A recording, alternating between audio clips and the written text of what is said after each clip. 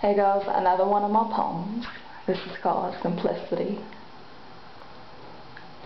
Can't explain, damn, it's a shame.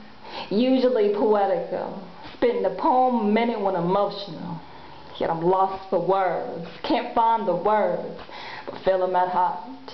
I guess what I'm trying to say is, baby, you have popped half weak to my soul. Lightheaded, I'm blown as deep into the clouds I never knew how feelings could be the ones you give me.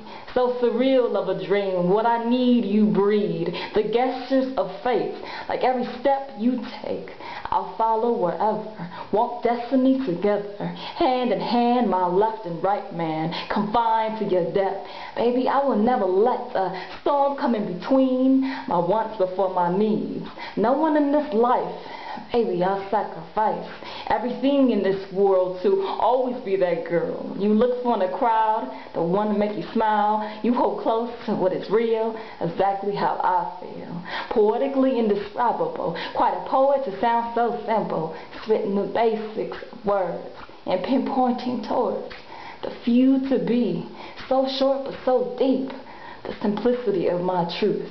Poetically incorrect just to say that, baby, I did love you. Thank you.